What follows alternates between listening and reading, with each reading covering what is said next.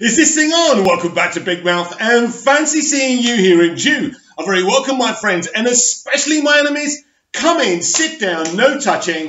I don't do the touching. And welcome to Thursday's edition of the dceu Daily. If you're feeling charitable, please smash that subscribe button. Please smash that like button. Even though you lot never do, it's fine. Thank you to the 10 people who always smash the like button. It's very, very much appreciated to a struggling YouTuber. So today is the big face-off on today's dceu Daily. It's Man of Steel versus Batman v Superman. Which one do you prefer? I know which one I prefer, but we're here to put both movies up against each other. And this is going to be a very, very interesting debate for me, because these are two of my favourite films of all time. And I know many of you who have subscribed to my channel subscribe to it because I'm a fan of Zack Snyder's DCEU. And I'm also a DC fan, and I love lots of different, a variety of media of DC. Of course I do. But today we're talking about Man of Steel and Batman v Superman. We often talk about those films, but this is what we're here to do, isn't it? Because we love those films, and we're disappointed that the continuation of these films' kind of story didn't continue.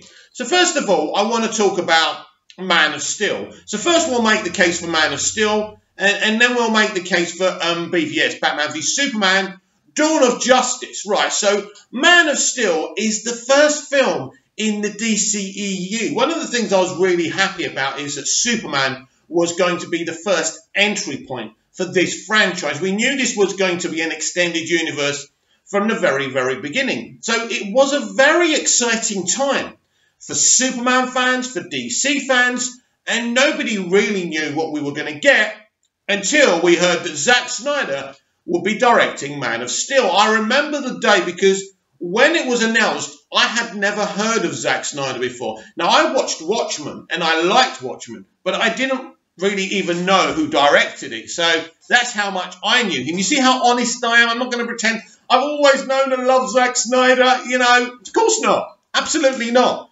So I remember going on the internet and a lot of angry people because the die-hard fans of the Watchmen graphic novels do not like Zack Snyder and the way he makes films. They did not like Watchmen. Now, because I'd never read the Watchmen graphic novels before, I wasn't really bothered and I didn't care. I thought it was a really well-made film and I liked it. So Man of Steel is a very interesting way to go at Superman, isn't it? Don't you think? I do. I think I watched it in the cinema and I loved it, but I remember thinking to myself, no way would I ever write or direct a Superman film in this way. But that didn't stop me from liking it. It's really good. I think it's a fantastic way to represent Superman. You see, it really did feel like those, like the computer game, didn't it? What's it called? I forgot what it's called. You know, when well, it's the one where Superman ends up going insane and killing everyone when Lois Lane dies, right? So it was very, very dark. It was very, very brutal. It was very, very violent. But Man of Steel was very, very emotional and accessible as far as I was concerned, because we'd never seen a superhero film like this. We most certainly never saw a Superman movie like this before. The action, the loudness of the film was epic. This is something we never saw in the Reeve Donner movies. You know, this is something we never really saw in the Smallville TV show, which is one of my favourite interpretations of Superman. But Man of Steel is a very, very different way of doing Superman. But for me, it absolutely works. Now, one of the things I love about this film is the Krypton sequence. The Krypton sequence goes on for about half an hour. Now, I remember being a kid, and as much as Superman the movie is my introduction to Superman, and I love that film, and I love Superman 2, and I love Christopher Reeve, as a kid, I found that Krypton sequence extremely boring. I don't now. I love it now. I absolutely appreciate it. I didn't really know much about Superman when I first watched Superman the movie as an 8, 10-year-old kid, you know. So I was going to my dad, who's this guy in the white you know, the white dress. Why has he got the Superman insignia on? Surely this old dude with white hair, with a spit curl, isn't Superman. I don't want to watch this. And then, obviously, my dad explained to me. It was very exciting. And I enjoyed the film, and I settled that. Now, the Krypton sequence on Man of Steel is very, very accessible because it looks stunning, it looks beautiful, and it's very action-packed. And this Jor-El puts his fisticuffs up. He goes toe-to-toe with General Zod. And one of the things that's really accessible about this film and the Krypton sequence is what Jor-El's doing. From the very, very off, he's talking to the council, and then Zod comes in and he kills one of the members of the council. And then it's very clear to see that once upon a time, Zod and Jor-El were very good friends. And he says, sorry, you know, I will honour the man you once was, not this monster you've become now. That's a brilliant moment because that's proof and evidence that Zod and Jor-El were friends. And in fact, one of Zack Snyder's plans within his DCEU going down the road later on was maybe even after he did his Justice League arc, was to get Michael Shannon and Russell Crowe to return to do a Krypton movie. And I remember both actors saying publicly they were very interested in doing so. And that was very exciting. There was a lot of exciting plans that Zack wanted to bring forward for this DCEU, this DC Cinematic Universe. And what a shame that the extended universe never saw these plans. Warner Brothers were very, very short-sighted. They fell for the movie Twitter. They fell for the bloggers and the reviewers. But ultimately, the bloggers and the reviewers are still not their friend, and they're still gunning for the DCEU. So what was the actual point in getting rid of Snyder? What a shame. Bad move, Warner Brothers. Bad move, Kevin Sugihara. You did wrong. And so that Krypton sequence is amazing. As I say, we meet Lara, who is Superman's mother. And what I love about this, I mean, Susanna York's irritation of Lara is really good, and you can see the heartbreak of sending her son away. But this is something else. We'll never hear him say our names, you know. You know, she's coming up with all these things to try and persuade Jor-El not to send Cal away. I love the way they call him Cal. That's brilliant as well, because you see that in a lot of the comics, a lot of the animated movies as well. And that's what he's called. El's at the end because he's Jor-El's son. So Lara calls Jor-El Jor. I like that. There's a lot of people will say that the Snyder's verse isn't very loyal to the canon and the way it's framed in the comics, but that's actually a misconception. So we get this wonderful sequence of them sending him away, you know, Zod getting arrested and being taken to the Phantom Zone. It's a really emotional moment. Another great moment for me is when Lara is on her own and she sees Jor-El's armor because Zod kills Jor-El. Another gripping moment. And then the planet's about to be destroyed, and the artificial intelligence says, Lady Lara, shouldn't we find refuge? And she goes, there is no refuge, Kilo. I love that bit. But my favourite bit, and, you know, is it Aunt Zora, I think her name is? Is that? I can't remember. Anyway, she looks in front of her and she goes, make a better world, Cal. Wow. How many parents think that, but never say that? Make a better world, Cal, than ours. That's so compelling and beautiful. That whole sequence of them sending Cal away, that moment, was really emotional. You feel the heartbreak of these two characters having to send, send their son away, right? And it's highly emotional and it's highly relatable. I remember my brother who actually adopted 2 children, and he was telling me how he felt about all of that, especially a moment in the film when they're in the car and basically Jonathan and Clark are arguing about running the farm, and Clark doesn't want to run the farm, and he basically says, you're just the guy who found me. And I remember my brother saying that really hit him in the heart because of being an adoptive parent. So very, very interesting stuff. And I think this is the thing. Loads of strands were picked up in this film, emotional strands. You know, what did you expect me to do? Let them die? maybe. Costner, let me be clear here. Kevin Costner is one of my favourite actors of all time. I was watching JFK, one of my all-time favourite films of all time. That film changed my perception of the way the world works, politics, the Kennedy assassination. I was actually investigating the Kennedy assassination as soon as I watched that film as a 18-year-old lad, right? Costner is amazing in Man of Steel.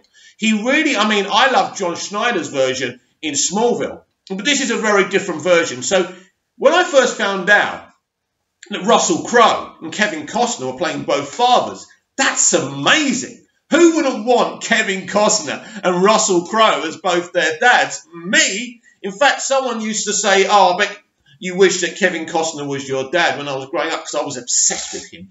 I was obsessed with his movies. I really, really looked up to him. But we're not here to talk about the catalogue of Kevin Costner and his great, filmography. But wow, what an actor. Even though he doesn't really do accents, I don't care. I love him. Robin Hood, Prince of Thieves, awesome. Anyway, so he really is brilliant. And he really does portray the scared father. They're going to find out about you, Clark. We've got to keep this a secret. One day you're going to have to stand up in front of mankind and show them who you are. And, there's some brilliant, this film, Christopher Nolan and David Goyer don't get enough credit for this film. All I hear is Zack Snyder this, Zack Snyder that. And in terms of the directing and the framing of the film, yes, what a beautiful job. But, even if you don't like this film, not to mention Christopher Nolan and David Goyer is a crime to me. So this is a really brilliant film, very different to Superman the movie, very, very different. This is set in contemporary 2013, the modern world that we live in, and we see the fear. It's not, hey, Superman, yeah, let's whistle. This is an alien, a powerful alien, and mankind are seeing him fight with these other aliens, and it's scary. It's like Colonel Hardy, what about the guy in blue? I said all of them, because Colonel Hardy, we're the audience. We know who Superman is. And we're kind of shouting at the cinema screen, no, Colonel Hardy, you shouldn't be shooting at Superman. That's Superman. He's the absolute best. But he doesn't know who Superman is, right? So, and I think that's the context of the narrative of this film. It's such a beautifully written film.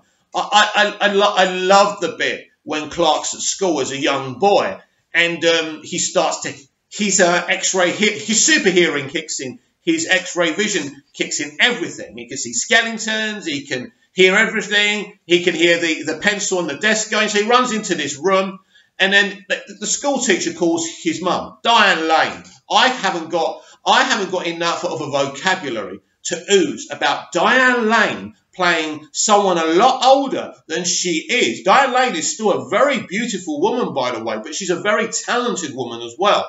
She is one of the best Marthas I've ever seen. And I mean, Phyllis Faxter was amazing in Superman the movie. Annette O'Toole, absolutely fantastic. Unfortunately for Annette, and she said this herself, her Smallville character Martha didn't have enough to do, and that was a shame. But Diane Lane is amazing in both Man of Steel and Batman v Superman Dawn of Justice. She, her and Henry have got this beautiful chemistry as a mother and son. And I really like that. So, when she persuades him to come out of the cabinet, right, or wherever he's hiding at school, he goes, what's wrong with me, Mum? What's wrong with me, Mum? Wow. Wow, wow, wow. What's wrong with me, Mum? And as a mother does, she looks at him. And it's quite emotional. And they cut it before she says it. But she's obviously going to say, oh, Clark, there's nothing wrong with you. Which any mother would say. The truth, I mean, Jonathan and Martha already know he's from another planet. But at this point, Clark doesn't know this. So what happens, you get the whole bus crash and young Clark Kent saves his friends. And there's a great moment with Pete Ross when he's bullying him on the bus. But that won't stop Clark Kent, because that's who Superman is. He'll still go underwater to save him. It's a brilliant moment. And it's the moment, really, they become friends, which we don't really see the friendship develop. But you can see there's a newfound respect between both the characters. And I love that. So, basically, Pete's mum goes round to the Kent house, the Kent farm, And she goes, you know, I think God did this to him. So Clark asks his dad, you know, did God do this to me? Because imagine being a young boy and having all these powers. It would be simply amazing, wouldn't it? Not amazing, actually. That's the wrong word that I've chosen. It would be frightening. As cool as we think being Superman is, as a young kid, a teenager, which is scary enough, you know. Jonathan finally comes clean, very similar to what we see in the Smallville pilot. He shows him where he's from, and he says, I don't want to be from another planet. I just want to keep pretending I'm your son. And even in the trailer when I saw it, it's so emotional. You are my son. Jonathan doesn't differentiate that. As far as he's concerned, Clark's his son. He loves Clark very, very much. And that's why when we get to the tornado sequence and people go, why wouldn't Clark Kent save his dad? Well, haven't you been paying attention? Jonathan is an overprotective, adoptive father. He doesn't believe it's the right time. They think they would grab his son and put him in a lab, an experiment on him, you know, making his life a living hell. And that's the one thing Jonathan doesn't want. Jonathan would rather die. Just imagine this. This is how powerful that moment is. Jonathan would rather die than see his son exposed. Wow, that is amazing to me.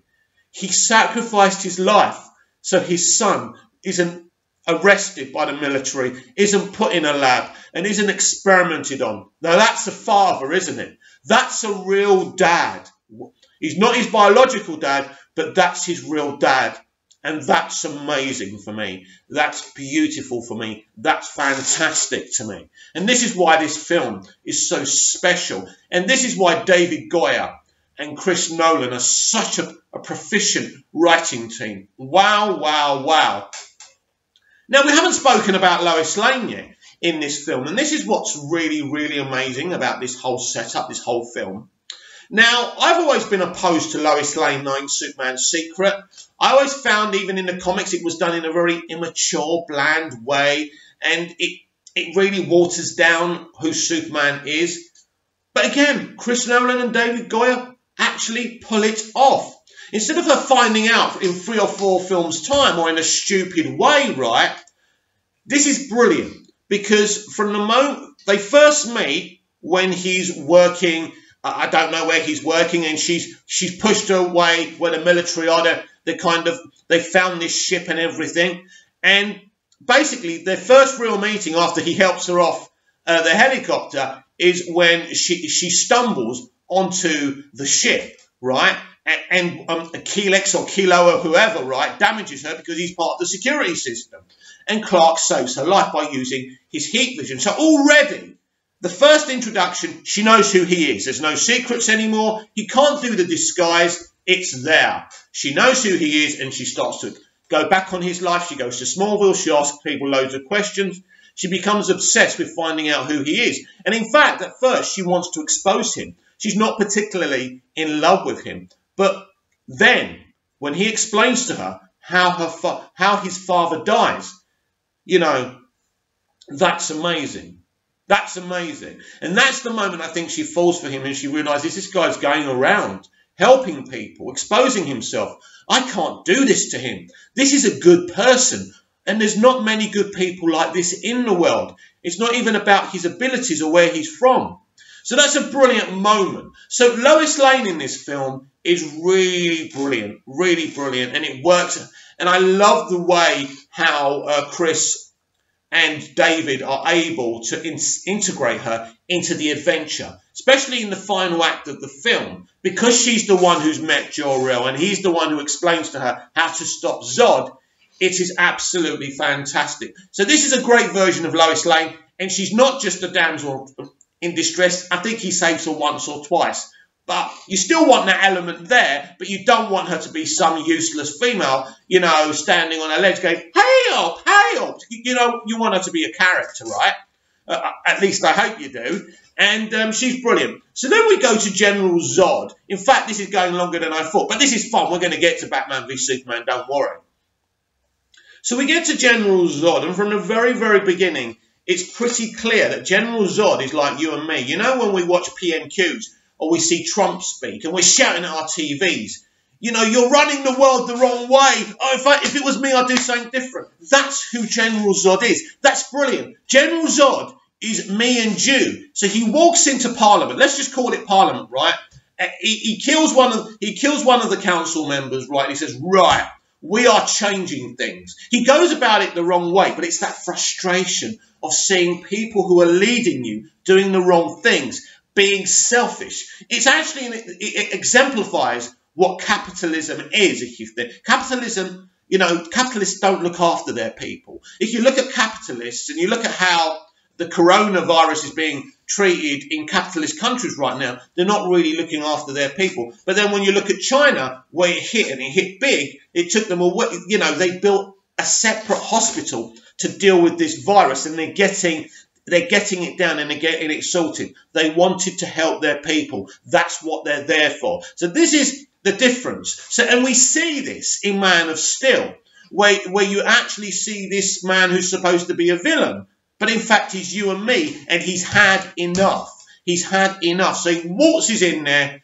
and he says, right, we're changing things. But Jor-El isn't happy with what Jor-El agrees with him. He knows that, you know, Krypton has been run to the ground. You know, they used to be explorers. You know, they had a world engine and everything. They were doing some wonderful things. And, you know, the culture was expanding.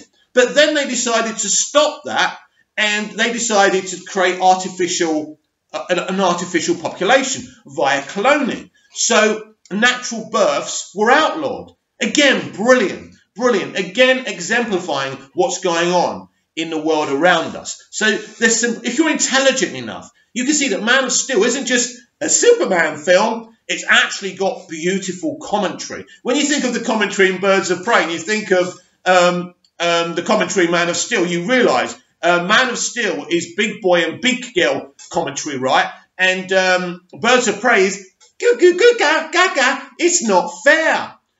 I will say one thing though: crazy alt-left feminists, maybe a little bit crazy, but what they're saying isn't wrong. The problem is with their complaints about how they've been treated through the generations of humanity, is it's on the nose. And it's not just a criticism of me or you. It's a criticism of our mothers, our fathers, our grandfathers, and our grandmothers. And because it's so on the nose, we don't want to accept it. And we certainly don't want to see it in our movies. And that's part of the culture war that's going on right now. But that's another conversation for another time. So Zod is this guy who literally, you know, he gets punished because he's had enough.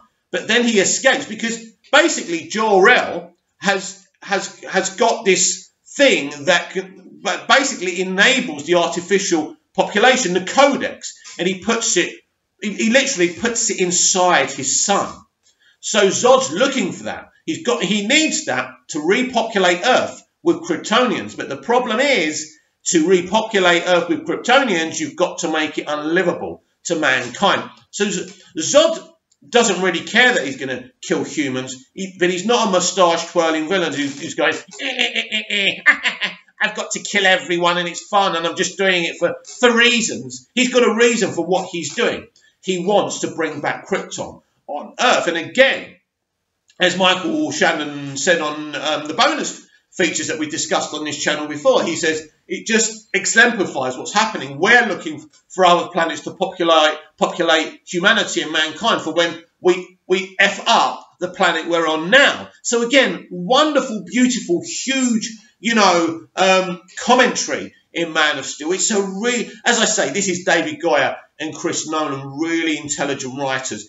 And it's really a great film. But you get all this commentary, but you get the huge spectacle. You finally see Superman having a fight, right? He's not lifting the Earth up. He's not lifting kind of New Krypton up like in Superman Returns. He's fighting someone. And it's awesome. And it works. And that powerful moment when he breaks Zod's neck because he's got no choice is very, very powerful. I remember being in the cinema and everyone was speechless, right? Speechless. So Man of Steel is a very, very powerful film. It's a very good film. It's not a very good film. It's an awesome film. It's one of the best films ever made. It's certainly one of the best CBMs ever made. You can mock and laugh at me as much as you want. So then we basically go to the Man of Steel sequel. Basically, this was part of the plan. Now, I've watched videos saying, oh, the reason that Batman v Superman happened is because Warner Brothers weren't happy with the box office for Man of Steel. You know, any Superman film should be, you know, eclipsing over $1 billion. Not that it's ever happened before, but it's certainly, there's no reason why it shouldn't. But this was Nolan, Goya and Snyder, so it was divisive, not as divisive as the film we're about to talk about, but it was certainly very, very divisive. And so we get to Batman v Superman, Dawn of Justice. I remember the San Diego Comic-Con, and it was brilliant and it was exciting. And all of a sudden, we were getting a Superman and a Batman film. For the first time in motion picture history, Batman and Superman were going to cover the same screen. And that was really exciting for DC fans, for Batman fans, for Superman fans. I think for everyone, even Marvel fans, even though they would choke before they admit it, it was one of those big moments. And I think when you've got a big moment like that, you have a responsibility maybe to give people what they expect. And this film doesn't give people what they expect. Batman v Superman Dawn of Justice is an amazing film. It's not the film I expected. It wasn't the film you expected. And maybe we should have got the film we expected. But you know what? I wouldn't swap this film for anything.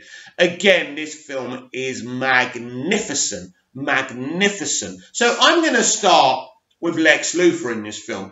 Because look, I'm a sucker for Rosenbaum's performance as Lex in Smallville. I think it's amazing. And I've spoken about him so many times on this channel. And we'll certainly do it again sometime because it never gets old, let's face it, especially if you're a Smallville fan. But Lex is a very intelligent, but he's very unlike the Lex Luthor we've ever seen before. He is a New 52 Lex Luthor. He looks like the New 52 Lex Luthor. And this guy hates Superman. He hates the fact that Superman has powers, and he doesn't. He hates the fact that the world is looking up to Superman, mostly now, and nobody's looking up to him. This is a philanthropist, right? I didn't even say the word properly, but you know what I mean. This is a billionaire that helped rebuild Metropolis after Superman and Zod tore it down with their fight. This is a Metropolis with, you know, with the history of that, you know, the Battle of Metropolis, right? And he rebuilt it. And no one's saying thank you, but everyone's kind of crediting Superman. He hates Superman, and that's exactly what it's like in the comics. So that element is very faithful to what Lex Luthor pretty much always has been, that hatred. So he wants to use Batman to bring Superman down. But this geezer, Lex Luthor, he doesn't just want to kill Superman. Oh no. As he says to Superman near the end of the film, the final act, he goes, I want people to see you for the fraud that you are. He's gone through all of this. He's sacrificed people's lives just to show the world, and especially Metropolis, that this guy isn't a god. Because this Lex Luthor was abused very badly, obviously by his father. And he was beaten by his father. And he sees his dad like Superman.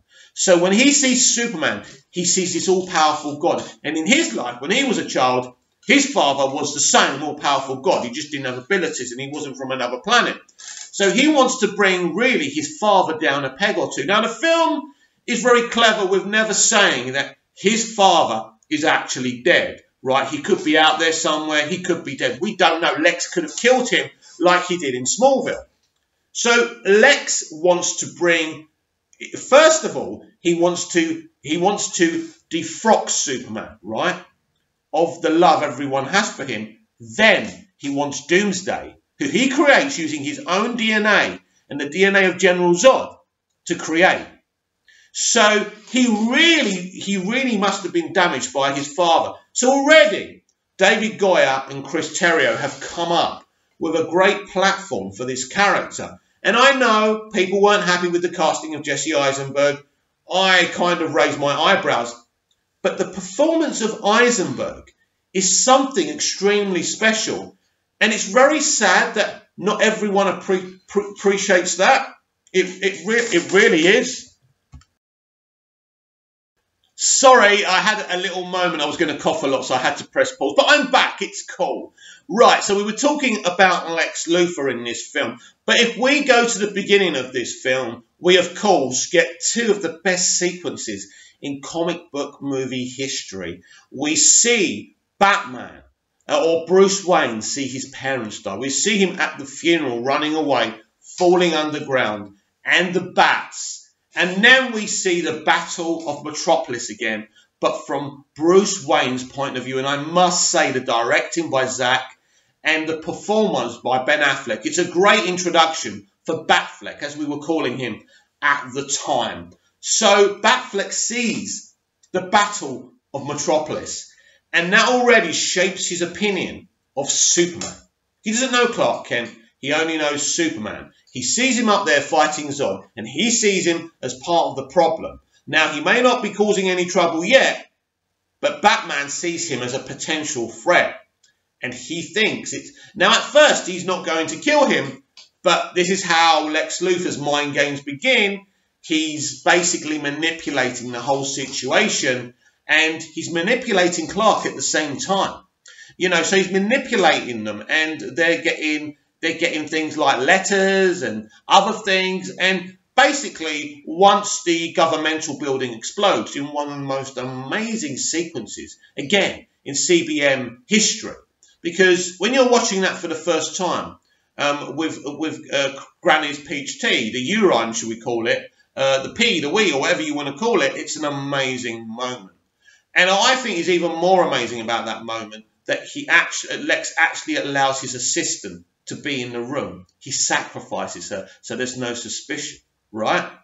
So that is the moment where people start to turn on Superman, and the media start to, you know, put the narrative around that maybe it was Superman who caused the explosion, just like they did at the beginning of the film in the desert, where basically Lex Luthor gets this poor woman to lie and say that Superman's to blame. And this is why these hearings about Superman begin. Now, Holly Hunter's character in Batman v Superman is absolutely formidable. You talk about strong females in films. There's nothing as strong as this lady just behind me a moment ago.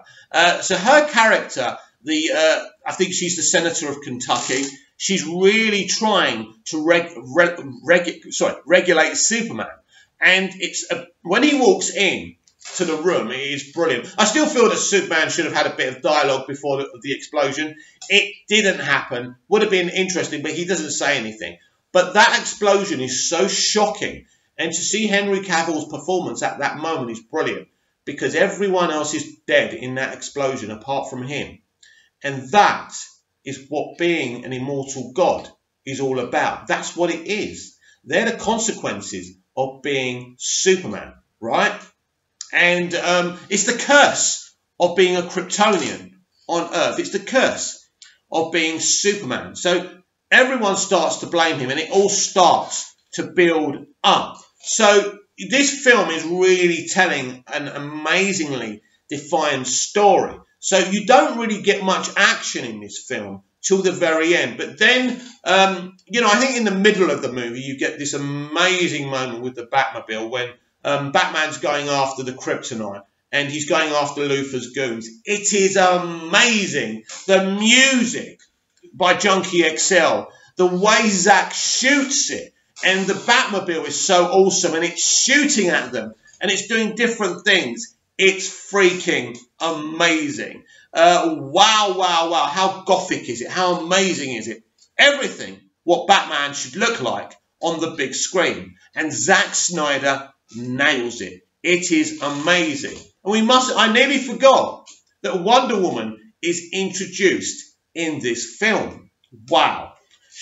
Gal Gadot's first introduction to the DCEU as Diana, aka Wonder Woman, which she still hasn't been called in either of the movies that she's been in. Well, she's been in 3. Justice League, she was very prominent in Justice League. She was very prominent in BVS, and even obviously more prominent in her own movie, Wonder Woman. She was perfect from day one. And just to see her when Doomsday knocks her to the ground and she smiles and she gets back up again. She hasn't been in the fight for many years and she's been hungry for it. She's been trying to avoid it, but she's back, bitches. And this is what Wonder Woman should be. It is amazing. Again, you're seeing a strong female character, the way they should be displayed. Instead of walking around going, man, oh, man. She's being a character. She's being amazing. And to see her, Batman and Superman together, the Holy Trinity, is one of the most beautiful things I've seen while sitting and watching and being in a cinema screen, being in a theatre, as you Americans call it. This film is an amazing experience. And what a shame that Snyder wasn't allowed to finish what he was doing. So, right, so you get Doomsday. Doomsday is beautiful in this film, right? I love Doomsday. A lot of people have criticisms about his design, the way he looks. What I like is he hasn't got the bones sticking out at first, right? Which I think is pretty awesome. He only gets them later on as he gets stronger. The more you damage him, the stronger he gets. I really like that concept. Now, it was made clear to us that this isn't the Doomsday. This is a Doomsday, right? But this is the whole death of Superman. I think in the part of BVS, the death of Superman is very emotional, compelling. I just don't think dealing with it in Justice League was the right thing to do because, as I've said before, there's so much going on in that film, even in the cut-down version, the theatrical version, right, which is not Zack's vision. There's so much more to do. How do you cover a Superman rebirth, which is a very big thing after the death of Superman, right?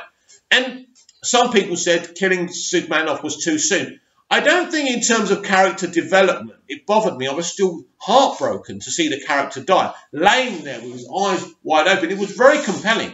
I felt it. It worked for me. But maybe, yes, it was too soon. But I do think it works for BVS, and I think it just makes it even more powerful and compelling. And that is Clark's arc, Superman's arc, Cal's arc in Man of Steel and BVS. By killing himself, as I've mentioned before in other videos, he proves to the world, he proves to humanity that he is the hero that they need. And everyone shuts their shops and everyone's devastated. And the final quarter of that film, for the funerals, to see how everyone loved him, and then to have Ben Affleck's speech as Bruce Wayne. Men are still good. I cry, I well up every time I see that. So Man of Steel and Batman v Superman, for me, are one film. I'd love one day to have Batman v Superman and Man of Steel stuck together as one movie in 4 freaking K, and I could sit there for what, 5 hours watching both movies as one movie. So which one do I prefer? This is difficult. You know what? I could lie to you so no one gets upset. And just because I prefer one to the other doesn't mean I don't like the other one. Obviously, you can tell I love both movies, right? And I think they're the same story. They're one film. They're brilliant. It's clever. I will always prefer Man of Steel to Batman v Superman. And that's just because, for me, it's Superman. It's a great Superman movie. It's the introduction into the DCU, the DC Extended Cinematic Universe. And it's just a great film. It has depth. It has beautiful commentary. But hey, it's a very close run thing. And I want to know in the comments down below, what film do you prefer? Is it BVS or is it Man of Steel? Or do you like them both the same? It's okay to say that, by the way. But I wanted to have a defined movie that I prefer. So comments down below. Like, share and subscribe, and I hope you enjoyed this edition of the DCEU Daily, and I'll be back tomorrow for even more. See you again soon.